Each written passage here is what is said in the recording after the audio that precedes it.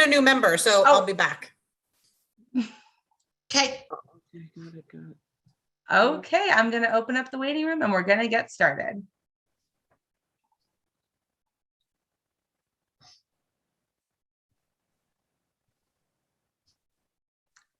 Welcome, everyone. I see lots of people connecting to audio and video. If you are able to enable your camera, we would love to see faces instead of names and icons. It's always nice to see who's in the room. We've also turned on the live transcript, so if you need that enabled, you can do so on your end on Zoom.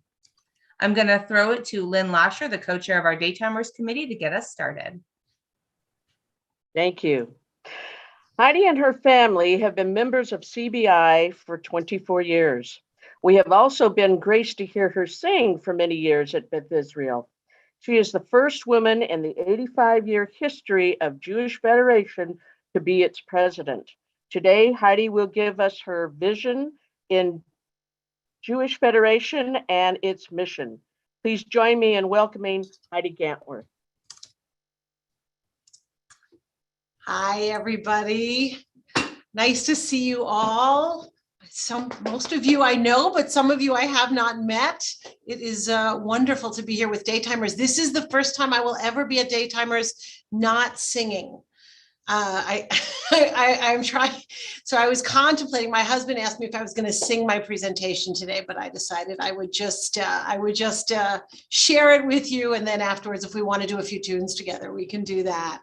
But I just really appreciate the opportunity to talk with you all and just to share with you a little history on Federation. Some of you probably know it better than I do.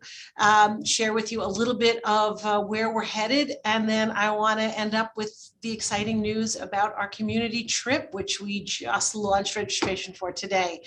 And then I want to take questions. I want to engage. I want to hear from all of you. Because as I'll share with you, part of what we do at Federation is talk to people about what are the issues that are most concerning to you and think about where we go next as an organization. There's always that research going on. So be thinking a little bit about what you think Federation ought to be doing a couple of years from now, and we'll have that conversation too. So as you just heard, I am the first woman to be doing this in 85 years. I think many of you may know that I stepped in as interim here at Federation after the sort of tragic death of Michael Jesser, our previous CEO. Michael was amazing and inspiring, and it is really just an honor for me to step in and take this opportunity to serve this community. And the thing that I will say, because this is a big job, and dealing with Jewish people is incredibly rewarding and important and occasionally confounding. But I get so much more back from this community than I could ever give to it. And it has so enriched my life and my family's life. So I just feel an incredible sense of privilege to be sitting in this chair at this point. So with that, I'm going to share my screen and I'll just talk you through some things and then we'll have a conversation. Can everybody see that? First, I want to just credit Melissa Jacobs, who's the most amazing photographer, because I just don't look that good most of the time. And so I just took this from the marketplace, right? The view from the corner office and the chance to just engage with the CEO of an organization and hear from them and talk with them about what's going on. Okay. There we go. So my goal today, this is just a little bit of where we're going to take this today. I'm just going to start with a little bit of an overview of Jewish Federation of North America, a little bit of our history. I then want to talk about how that relates to San Diego's Jewish community and how the Jewish Federation of San Diego County engages with all of our partners. We'll look at Israel and Shar HaNegev and Jewish communities overseas, and then also zero in on all the ways in which we overlap with Congregation Beth Israel specifically, because as I started writing them down, there's quite a few. It really is, it's an eye-opener. And then just take some time about some of the big questions that are sitting out there, both for me and for all of you, and where Federation is headed. So quickly, Federation, the Jewish Federation of North America, JFNA, we call it, is actually a collective. It's a collective of 146 federations and hundreds of smaller communities that have networks across North America.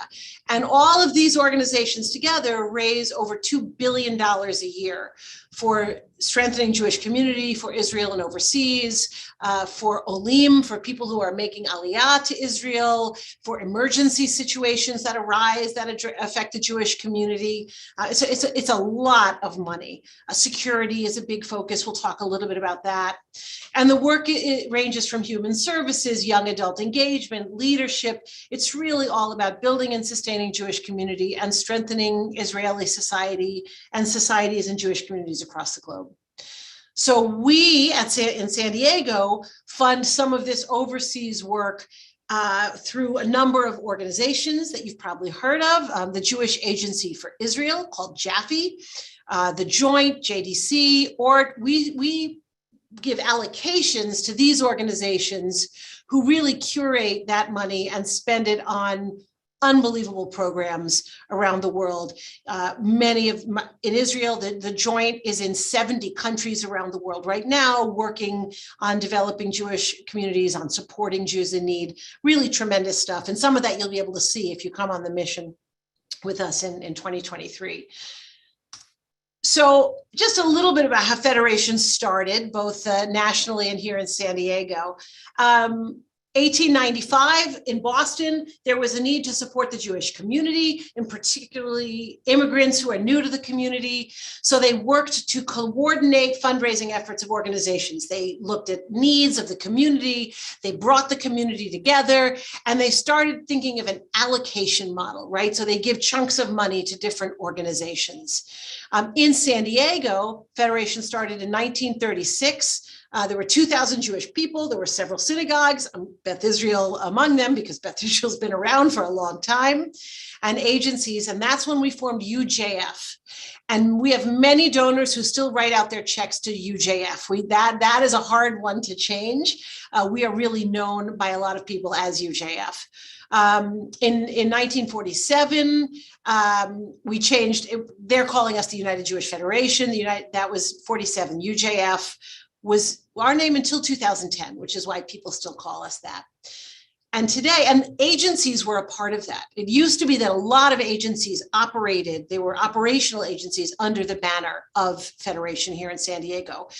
Today, we are known as the Jewish Federation of San Diego County. We do operate programs, but we spend a lot more time partnering with other agencies, many of whom have spun out from Federation and now exist as their own entities. We serve the Jewish community writ large in San Diego.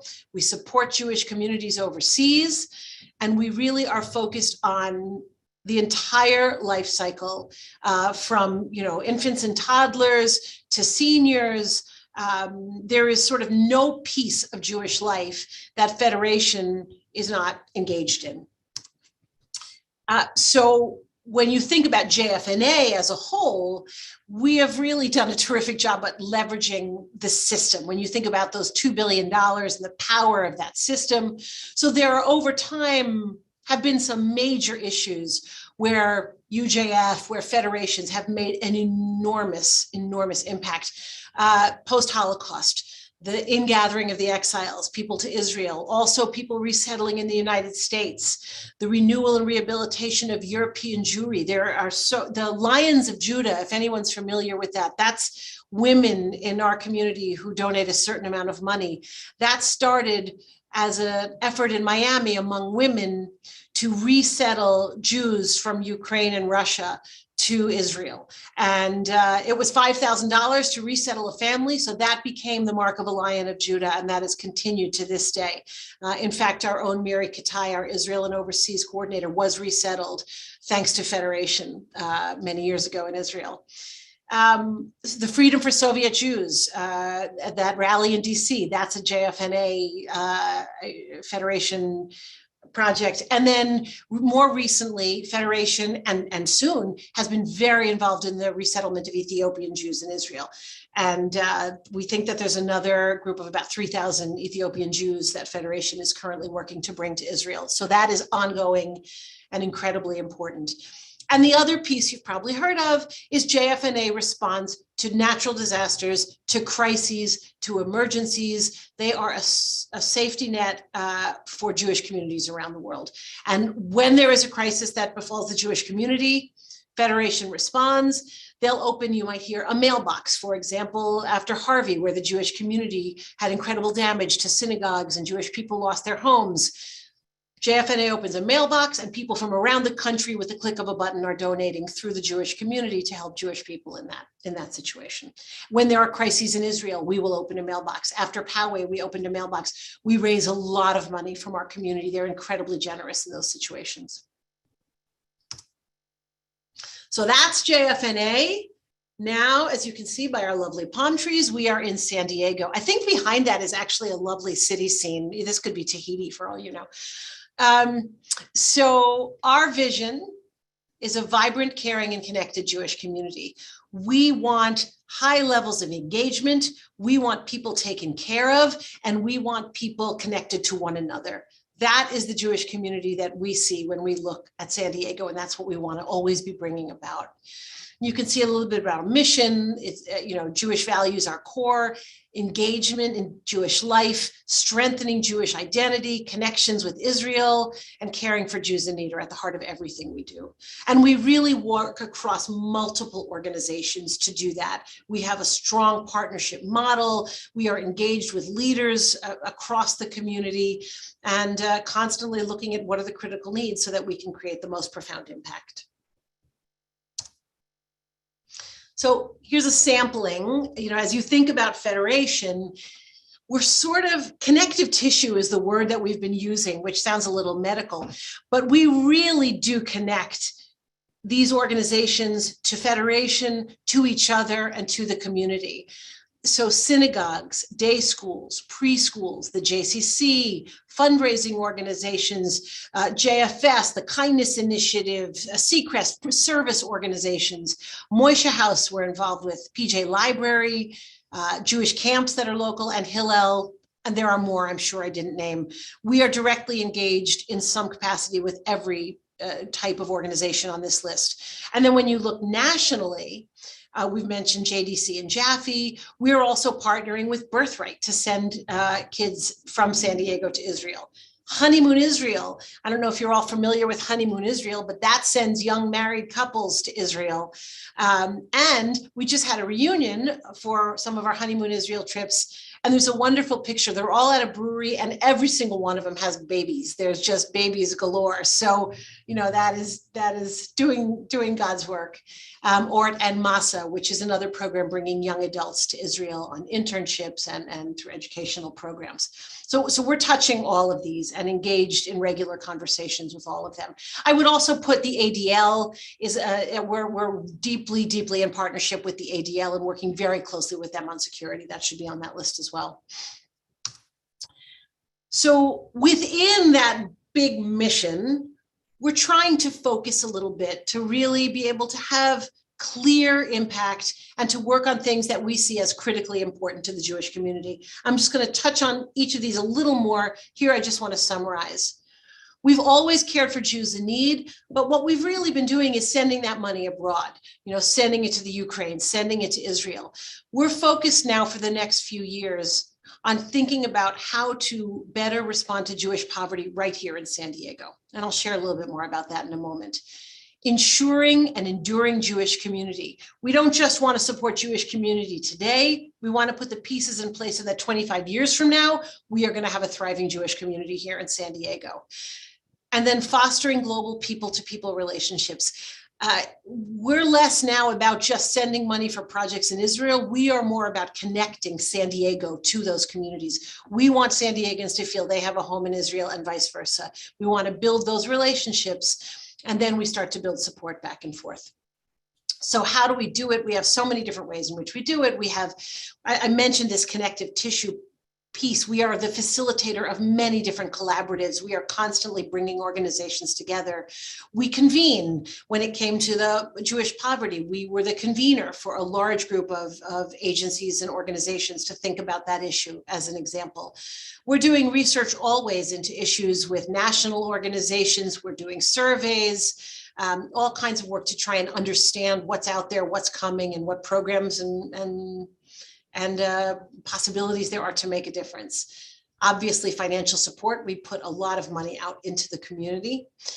We have partnerships with programs where we are working with programs. We have, for example, JPro with LeechTag is a big effort to support Jewish professionals. And I'll talk more about that, but that's in partnership. And then we also have programs that we specifically run.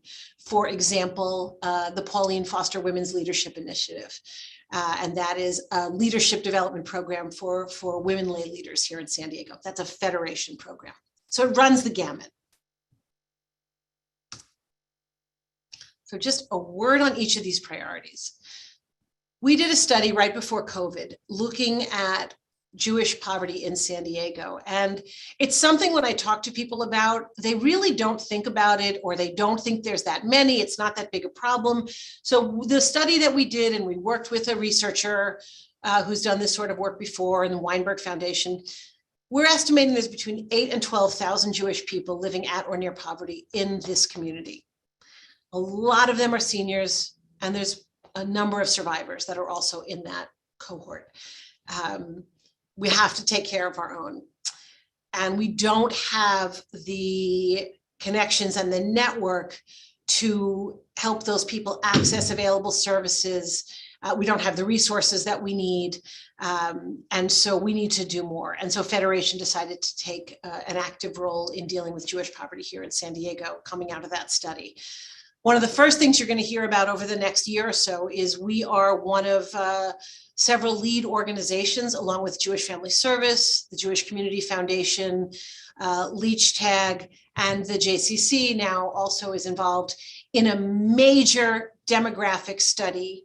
We want to understand who the Jewish population is, where they are, what their needs are, how they are engaged or not engaged. And that study is going to be going out in the field this summer, and it's hasn't been done in San Diego for 15 years. And it's critically important in how all of the agencies, including Beth Israel, make decisions about allocating resources and programs. We are facilitating an anti-poverty coalition. We've got the Kindness Initiative, Seacrest at Home. We've got JFS. They're all others, all part Hebrew Free Loan, all part of this coalition working to identify gaps in the poverty space among Jews in San Diego and figure out how to connect these organizations and others to solve that problem. Working on a centralized network, we want everybody to know where to turn if you have a Jew in need in San Diego and how to get those services. And a big part of that is seniors and Holocaust survivors, as I've mentioned. And that's with emergency food support, housing support. And we have grants that we're making to these organizations.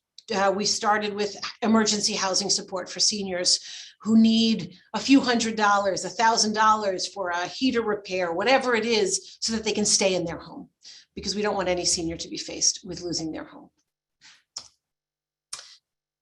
Ensuring an enduring Jewish community. We are focused in this on two different pieces. One is leadership, and then I'll spend a moment on security because it's something that's at the top of all of our minds after what we saw this weekend. Leadership is key. We need people ready to step up at every Jewish organization in this community, and we need them to do it on the professional side and on the lay side. And Federation is involved in both. I mentioned JPro to you a moment ago. We have something like 20 different collaboratives of Jewish professionals where Federation is either leading or supporting. That includes executive directors of synagogues. That includes preschool directors, religious school principals, teen educators.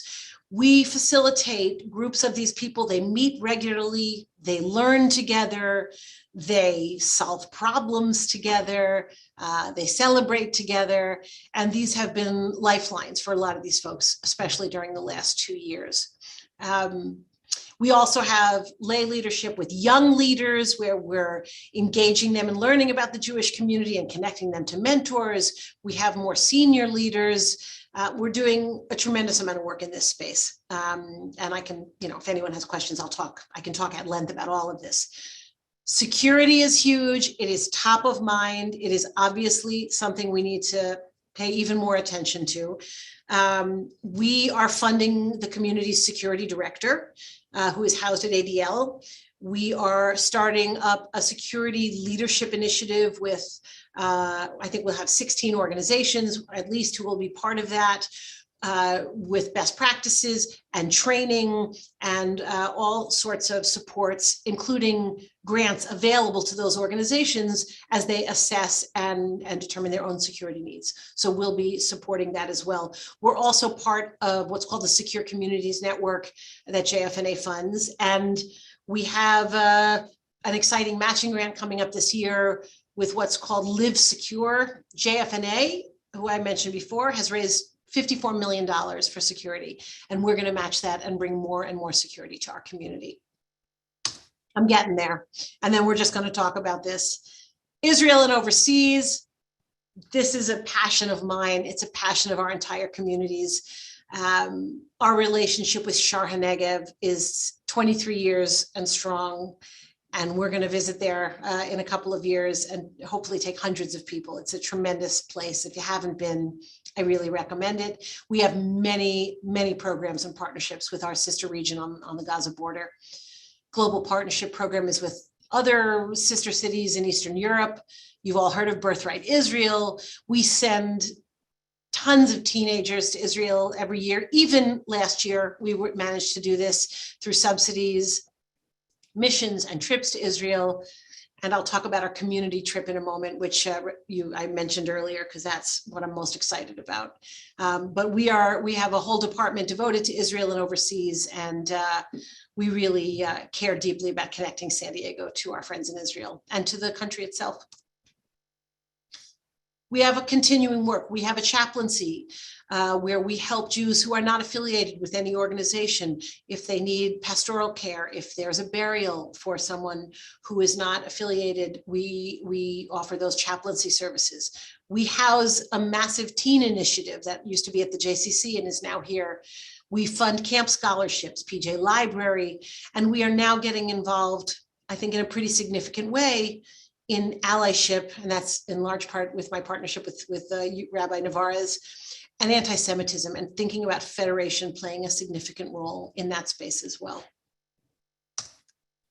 So this is I had fun putting this together. What are the ways in which Federation touches Congregation Beth Israel? And there are a lot of ways, right? We have many programs for teens where we are touching Beth Israel. Our teen initiative involves Beth Israel teens. Our teen educators are part of the collaboratives. We have programs that we've done with the religious school. The teen travel is something that we support. We give a grant every year to Beth Israel to help support the Platt trip. So we are partly funding that trip as well.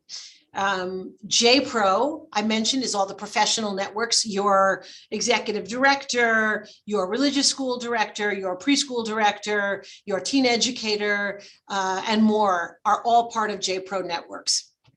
You have a Shinshin, that is an Israeli emissary. That is a program that is primarily funded by Federation through the Jewish Agency. And that's a 19-year-old who is spending their time at Beth Israel engaging with your young people. And you have a fabulous Shinshin. Partnership with Shar HaNegev. Beth Israel visits every time they go to Israel. They are visiting Shar HaNegev. Our kids are doing home hospitality there. We have projects going on between the religious school and the education system in Shar HaNegev. Security grants have come through Federation. We provided through the COVID Relief Fund in partnership with the Jewish Community Foundation and JFS COVID Relief. Leadership trainings I've talked about. And finally, there's other financial supports for if there are congregants who are in need, we can help support that. And then the Jewish Poverty Work will help do some of that work. So I'm sure there are more that I didn't even think of there, but those are a few that I wanted to just name for us today. And then this is another way we're going to connect to you all. And this is our community trip to Israel. That is May 4th through 11th of 2023. We haven't done a community trip like this in 2006. We want 360 people to come with us to Israel on this trip. This should bring, we have 10 rabbis from 10 different congregations who are committed to bringing a group. Jason Navarez is one of those people. We hope to have at least a bus from Beth Israel. The access, the venues, the people you get to come in contact with on a mission of this size, you will never see Israel this way on any other trip. It really is extraordinary. And it went live today, and I really recommend people sign up. If you have kids or grandkids who are between 25 and 45, they get a special subsidy. We want to encourage young people to come, but they're going to be tracks. So if what you want to learn about is geopolitics, we will have special tracks for you to do that. If it's food and wine, we have a track for you to do that. If it's your first time to Israel, we can introduce you to Jerusalem. If it's your 100th time in Israel, we have something that's going to interest you too. So that's sort of where I stand. This is, other issues that are coming up, obviously allyship, anti-Semitism, Jewish education, special needs. Well, these are all things that I'm thinking of. We don't need to talk a lot about that, but that's sort of the main crux of where we are right now and where we're going. So I'm going to stop sharing because you've been looking at that screen a long time. And the first thing I want to do is see any questions, reactions, any thoughts that you might have looking at any of this. I'm an open book. While people are collecting their thoughts for their questions, I did put the link in the chat for the Israel trip. So if anyone was interested in that, that email just came out. Also, a quick other plug while you're all thinking of fun questions. If you didn't get the email that was sent about half an hour ago about this trip, that means that you're probably not on the Fed email list, which means you really should sign up because they send out a ton of fantastic information. So I highly recommend getting on that email list if you didn't see that email today. Heidi, I thought what you just said about the tracks on the Israel trip and putting the different communities of synagogues together, I just think it's brilliant. I mean, it's so novel, and there's no one that it can't reach. There is no one, Bonnie. Good job. We'll have at least 3 or 4 what we're calling mega events. And these are going to be spectacular. We'll bring, for example, in Shar HaNegev, we will have different tracks during the day. We're going to have home hospitality lunches that night. We are taking over Kibbutz Ruhama, and we are going to have a Lag BaOmer celebration with, fire dancers and video mapping and live music and artisans from around the region selling their wares to us. And that's all for us at Ruhama in their park, so we'll have both. So the idea is you'll be if you're going with Beth Israel, for example, there will be several days where you'll be with Beth Israel on that bus, but then there'll also be 3 days where you're going to choose an interest area, and you'll have the chance to meet people from other communities because you will be with other people who have that same interest.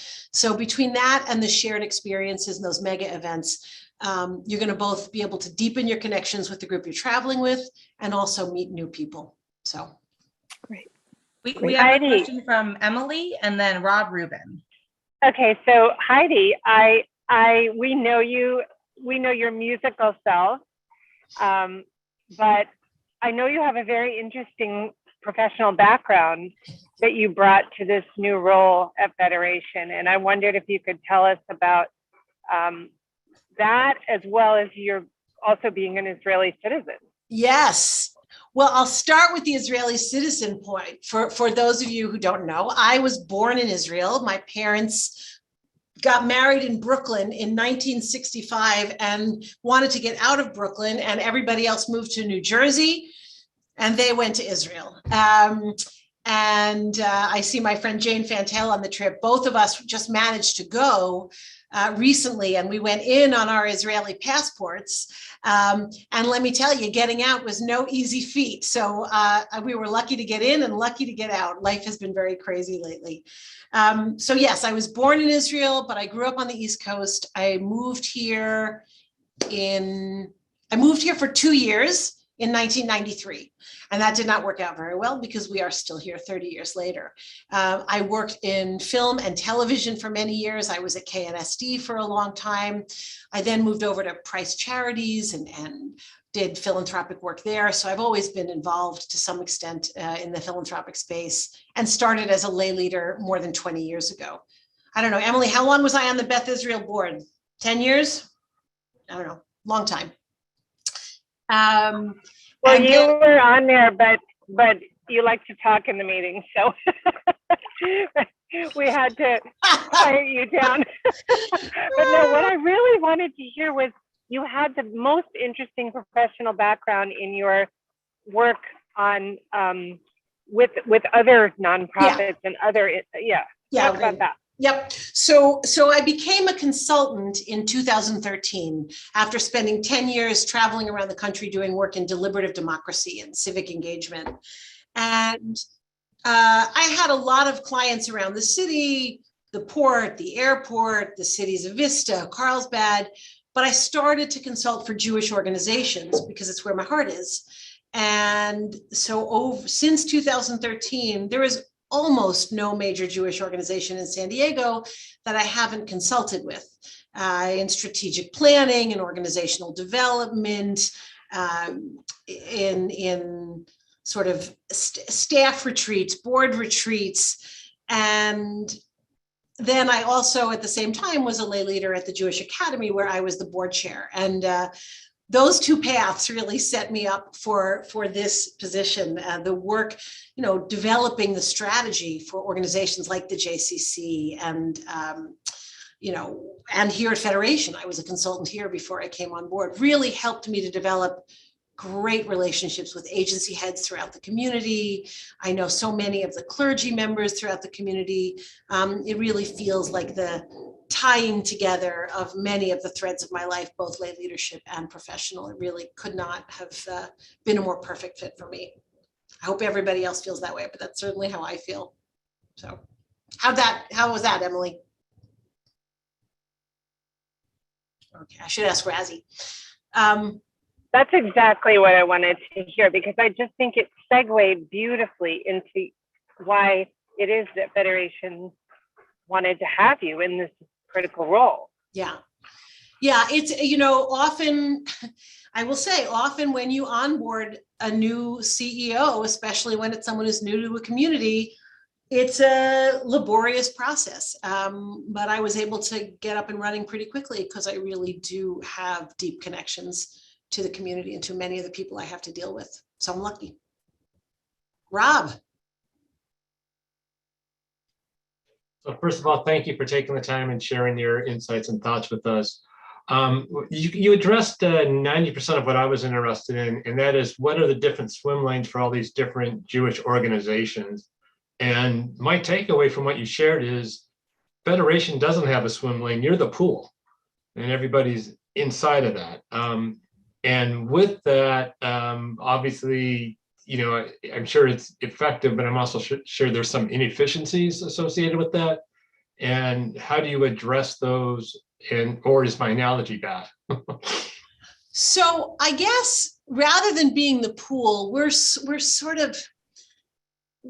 connector, right? I mean, we are assessing needs and filling gaps for all of these organizations. There is, for example, a need for, professional collaboration and connection, right? So who's going to provide that? Who's the one looking at all? For example, now I'm convening all of the agency executives of Jewish agencies to get together and talk to each other once a month.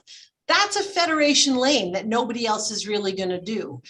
I think the Jewish poverty work that we're doing, there's other people who are doing direct service. We're not going to be the big direct. We're never going to, come close to what JFS can offer, or even, a new organization, Kindness Initiative. But what we can do is devote time and resources to connecting all of those organizations, figuring out where the needs are in the community, and then bringing the resources to bear to make sure that they're all getting their needs met. So we keep coming back to this connective tissue analogy. And I'm trying, if you all have a better suggestion, but we really do take a balcony view of the Jewish community we look at what the needs are, and we try and support agencies and organizations in as much as we can to provide those services. Where we think we can do some good by providing services directly, we do it. And that's primarily in the leadership space and probably in the security space. And then a lot of the subsidies, right? The teen travel, we spend a ton of money on camp subsidies and teen travel subsidies. That's just direct money going out into the community to achieve our goals. But there's almost nobody we don't touch in some way or another. I don't know if that answers your question, Rob, but Yeah, it helps me out. When you come in and you see all these different, acronyms for all these different groups, and you just kind of say, whoa, isn't so-and-so already doing such and such? And it's like, so you've helped me clarify that. Thank you. okay. But it's challenging, right? When we're thinking about anti-Semitism, like my donors want me working on anti-Semitism. I want to be working on that. It's hugely important. At the same time, I'm not going to be another Stand With Us, and I'm not going to be another ADL. And so where Federation fits into that, there's a couple ways where I think we can fit into that, but we have to be mindful of that, right? We don't want to be duplicative. And a lot of these organizations used to be part of Federation. Now they've spun out, they're thriving. That's fabulous. But we still think we are a centrist and central organization that has the ear of a huge percentage of the Jewish population, right? We send out a mailing and, many thousands of people will see it. We really do have access to many different segments of this population. So there is power in that. Another place we didn't talk a lot about is if there is an emergency, somewhere in the world, in the Jewish community, Federation is immediately the place where people turn to raise money. I mean, when there was a crisis in Israel, a few years back, within weeks, we raised $3 million, and so more than that. So, that is another place where we play. And we can also bring other resources to bear. We bring in a lot of money, millions of dollars of grant money that are offered through JFNA. For example, with the COVID relief fund, $3 million was raised here. We brought in another $540,000 as a JFNA match, right? So there's other funding and resources that we can bring to the community, but it's a little abstract, Rob. It's a balcony level view, and I feel like we provide an invaluable service supporting all the people that are on the ground, and then sometimes we're on the ground with them. Great. Thank you. Yeah. Bonnie, you have your hand up. Go for it. Well, I wanted to be polite and raise my hand, but it was about what Emily was talking about. And of course, Heidi's going to not want me to say this, but all the pro bono work that Heidi did for me personally, much less everybody else, as recently for me in the Encore program that was briefly so successful. And Heidi walked us through so many parts of it. I could never thank you enough. That really is true. But that's only just a pebble in the stream. So thank you, Heidi. Meant a lot. Thank you. Well, that's the kind of thing that set me up for this job, Bonnie. It's all of those sorts of experiences, right? What could have been better prep for me than having all of those conversations with people about what they needed to connect spiritually and Jewishly in this community? That informs what I do at Federation. To say nothing of you singing for DayTimers every year. Yes. You and Andy. That so far is the one skill that has not come into play in this new role, but it will find a way. What do you all think we should be focusing on? I mean, as we think about our next set of priorities, I think to your point, Rob, I wasn't missing much, but what are the things that you're really worried about when you think about the Jewish people right now, about our community and what's coming? Yeah, Yvonne. We had Tammy Gillis speak to us a couple of months ago, and it seems like we're not really making a dent in this in the attacks and the anti-Semitic attacks that are occurring. And she told about this person from the Islamic Council who's getting himself on every board and apparently being very persuasive. Yep. Because every group, every student group, every social group, every school group that they get involved in starts to divest from Israel and starts to believe the myths about how badly the Palestinians are abused. So I would think that Federation is a bigger player than ADL and would be able to get more involved. I agree. I think we should be. I don't think we have been for the past few years, but that is not where I want to take us. We are putting together a task force of some real leaders in the community around this issue to really think about what that lane looks like. There used to be something called the JCRC. Are you all familiar with the JCRC model? Jewish Community Relations Council. And that existed in San Diego for some time, but I think, Jane, was it 5-6 years ago? It was, I don't know, it ended. And that was a group of people that worked together under, sort of Federation's guidance from different organizations to be responsive, to engage with community organizations, to really play a role in dealing with the media. And if the school board was thinking about something that was deeply problematic, this group would get involved with that. I think it's probably time, and that's partly what this task force is going to look at, for Federation to get involved in some ways like that again. We have to think about what it looks like, why that ended and what we would do differently to make it successful. But I think given the uptick in, Yvonne, exactly what you're talking about, and the way in which anti-Semitism has been normalized. It has been normalized, right? Security at Jewish institutions has been normalized, right? I mean, that is now a normal thing, to see an armed guard at any sort of Jewish building. That didn't used to be normalized.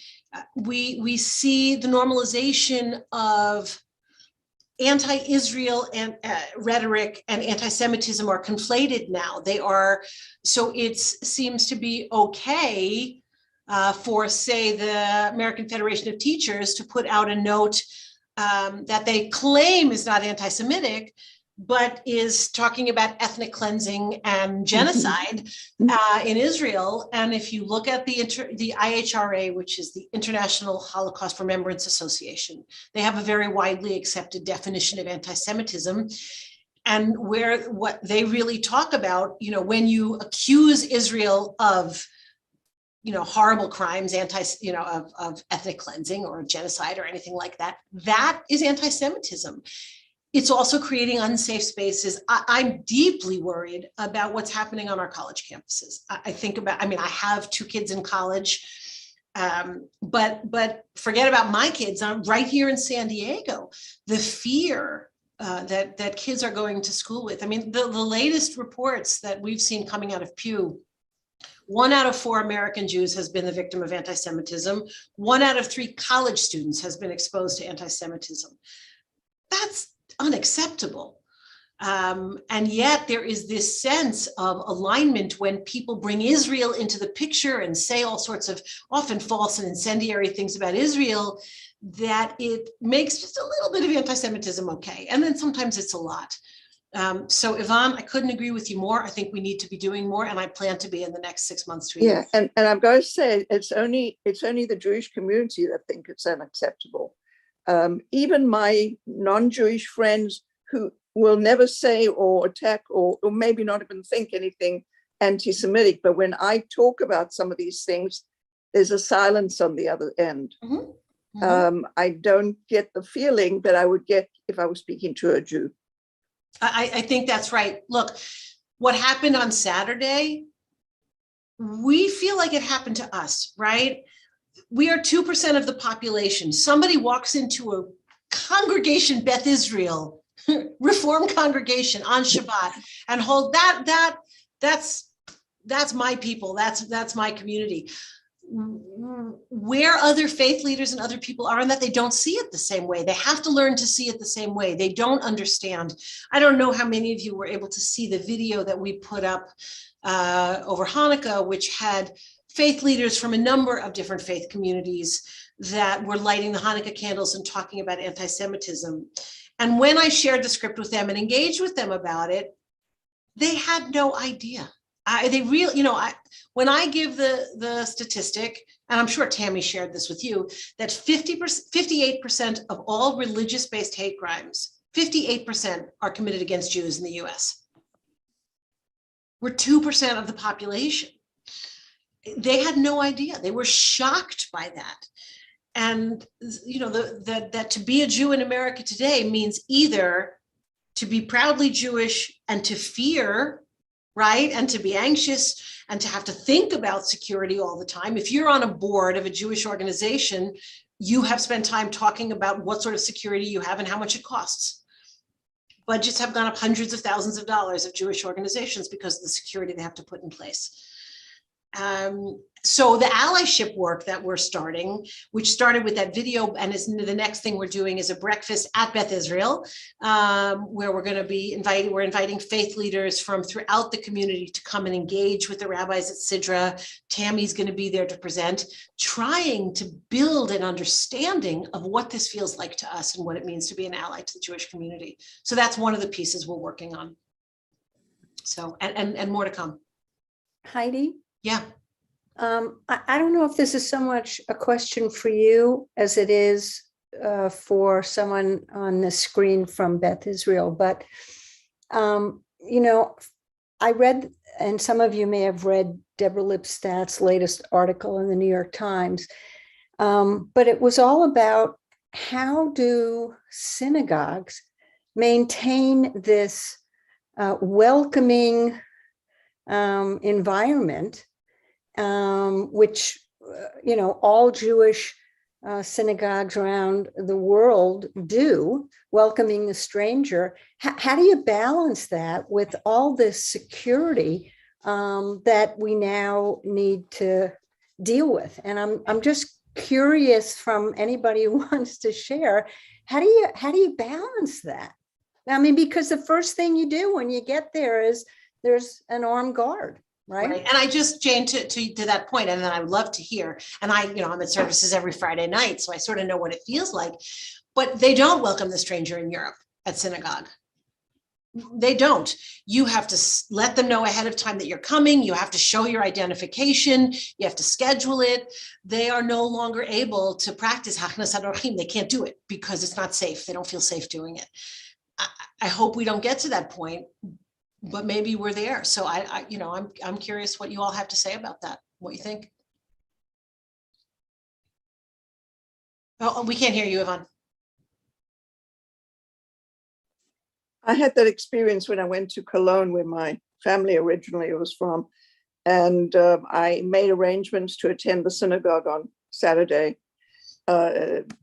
What used to be the Reformer has become the Orthodox synagogue. But anyway, I, of course, had to send a copy of my passport ahead of time, a lot of information. I was told I'm welcome to attend. When I arrived there was a security guard standing out on the stairs. He had to be the biggest person I've ever seen. He looked like a bouncer from a nightclub or something.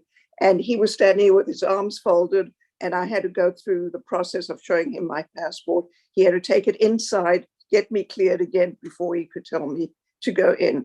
So that's what it's like going to a synagogue in Europe these days. Yeah, certainly in Germany. Doesn't feel particularly welcoming. And the other layer to all of this, as we think about what the security looks and feels like, is how does it feel for Jews of color? When they walk into a synagogue in the United States, and they're, almost inevitably going to be asked why they're there or challenged on their presence. We've heard so many stories about this. And so, I think these things are very hard to balance. Yeah, Bonnie. I think it had to be 20 years ago that in South America, maybe 25 years ago, was the first time that I had to go through what Yvonne just described, to go into a shul. And it was shocking because we knew nothing. We had nothing like that. Sadly, it's not shocking anymore. As soon as I read about and heard about Colleyville, I wrote to someone who I associate with security at our synagogue, asking if we were going to provide the same training to our staff, because their training, I believe, saved 4 lives.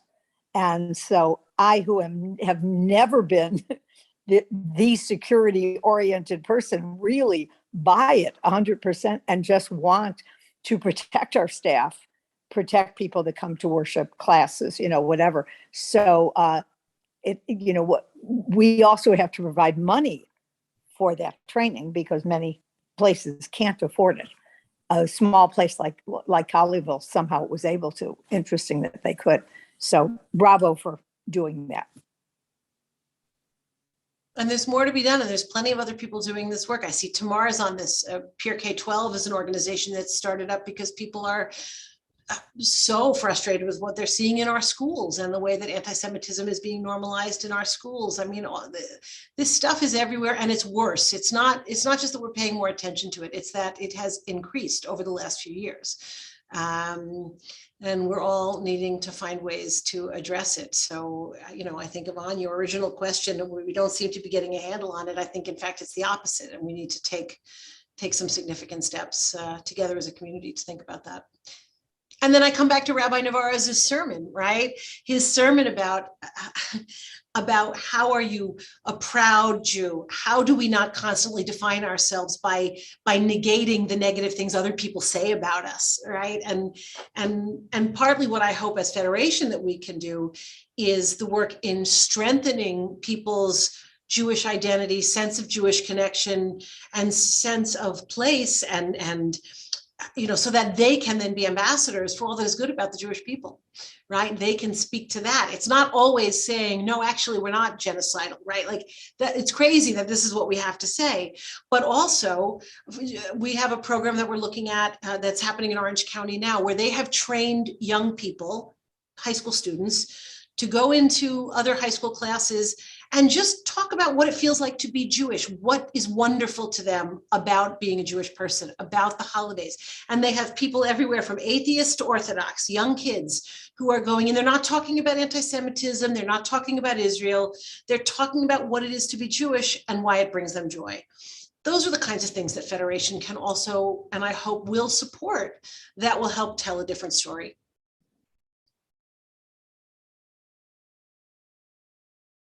Any other questions, comments, things we need to be focused on? Go for it, Tamar. Tamar. Hi. Thanks for the shout out. But I actually, one of my, I know this is DayTimers, and I don't know if I'm supposed to be here, but this is when it's best for me and a lot of my friends who want to do stuff when their kids are in school and not want to spend our evenings juggling bedtime and dinner and all of that with these meetings. So I was really just, and Heidi, I just love learning more about your background. And then you and I have so much, I just learned today about your KNSD. I also am former KNSD. I didn't know that about you. Okay, we'll have to chat. My biggest concern and why I've just dove into Federation and also with Beth Israel is my generation. And it really concerns me that there are not a lot of me. And I feel like there's a lot of me at Beth Israel. And that has been very inspiring. But I'm just so concerned about my generation and then the one right below me. And I see the same names over and over again. And I see my mom's generation that, gosh, everybody was so super involved, but we need, who's going to take their place? There's not enough of us that are as involved as I would hope. Right.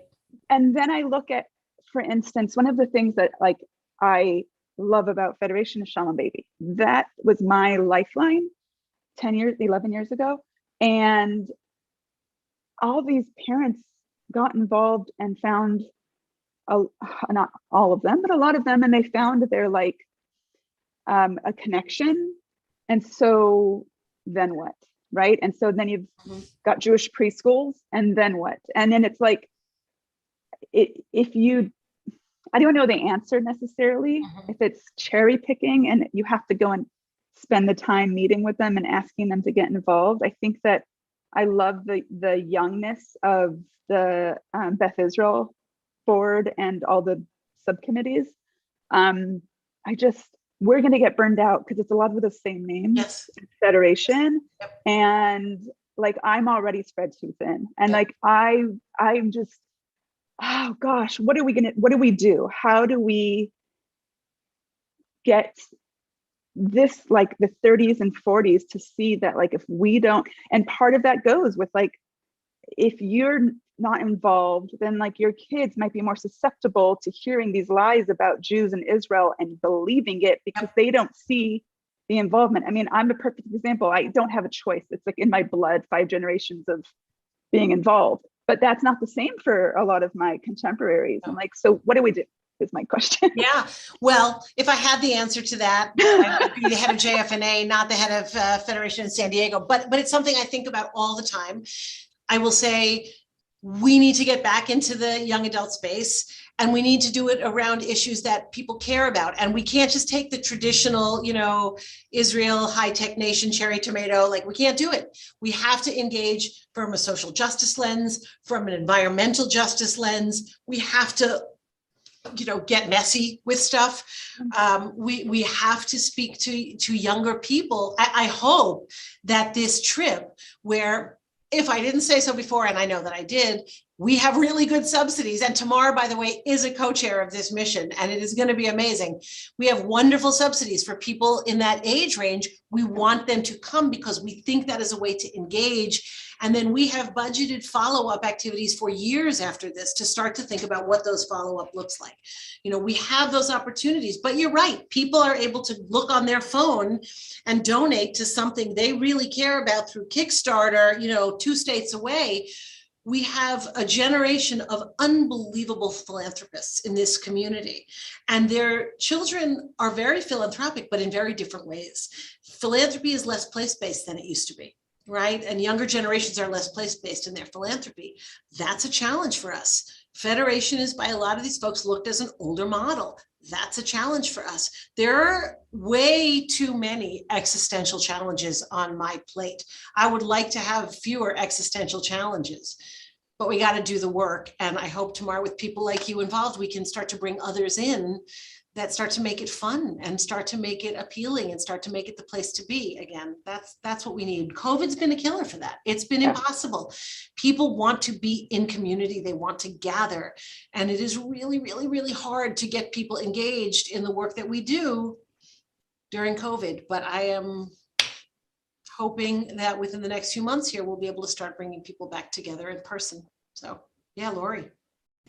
Yeah, and Tamar, I just also want to thank you for not only the Pure K through 12, is that your organization? K-12, yeah.